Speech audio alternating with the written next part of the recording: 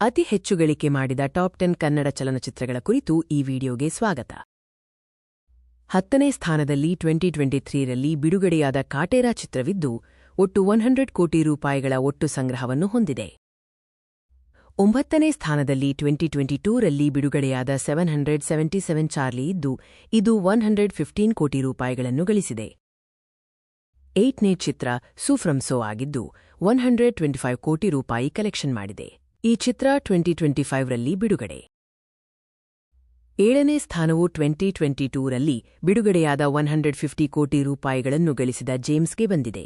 ಮುಂದೆ ಸಂಖ್ಯೆ 6 ನಜನನರಲ್ಲಿ ಬಿಡುಗಡೆಯಾದ ವಿಕ್ರಾಂತ್ ರೋಣ ಭನೇ ಸ್ಥಾನದಲ್ಲಿದ್ದು, ಒಟ್ಟು 9 ಕೋಟಿ ರೂಪಾಯಿಗಳ ಒಟ್ಟು ಸಂಗ್ರಹವನ್ನು ಹೊಂದಿದೆ. ಸಂಖ್ಯೆ 5 ಕೆಜಿಎಫ್ ಅಧ್ಯಾಯ 15ನೇ ಸ್ಥಾನದಲ್ಲಿದೆ. 2018ರಲ್ಲಿ ಬಿಡುಗಡೆಯಾದ ಈ ಚಿತ್ರ ಒಟ್ಟು 250 ಕೋಟಿ ರೂಪಾಯಿಗಳನ್ನು ಗಳಿಸಿತು. 4ನೇ ಸಂಖ್ಯೆ ನಂಬರ್ 4 ಮಹಾವೀರ ನರಸಿಂಹ 2025ರಲ್ಲಿ ಬಿಡುಗಡೆ 300 ಕೋಟಿ ರೂಪಾಯಿಗಳನ್ನು ಗಳಿಸಿತು. ಮುಂದೆ ಸಂಖ್ಯೆ 3ನೇ ಸ್ಥಾನದಲ್ಲಿ ಕಾಂತಾರ ಚಿತ್ರವಿದೆ. 2022ರಲ್ಲಿ ಬಿಡುಗಡೆಯಾದ ಈ ಚಿತ್ರವು ಒಟ್ಟು 400 ಕೋಟಿ ರೂಪಾಯಿಗಳ ಒಟ್ಟು ಸಂಗ್ರಹವನ್ನು ಹೊಂದಿತ್ತು.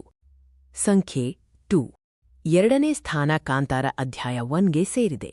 ಈ ಮುಂಬರುವ ಚಿತ್ರವು 900 ಕೋಟಿ ರೂಪಾಯಿಗಳನ್ನು ಗಳಿಸುವ ನಿರೀಕ್ಷೆಯಿದ್ದು, 2025ರ ಬಿಡುಗಡೆ ದಿನಾಂಕವನ್ನು ನಿಗದಿಪಡಿಸಲಾಗಿದೆ. ಅಂತಿಮವಾಗಿ ಅತಿ ಹೆಚ್ಚು ಗಳಿಕೆ ಮಾಡಿದ ಕನ್ನಡ ಚಿತ್ರ 1ನೇ ಸ್ಥಾನದಲ್ಲಿದೆ. ಕೆಜಿಎಫ್ ಅಧ್ಯಾಯ 2 ನಂಬರ್ 1 ಆಗಿದ್ದು, 2022ರಲ್ಲಿ ಬಿಡುಗಡೆಯಾಯಿತು. ಇದು 1200 ಕೋಟಿ ರೂಪಾಯಿಗಳನ್ನು ಗಳಿಸಿತು. For more interesting videos, subscribe to this channel. Thank you for watching this video. Please subscribe for more content.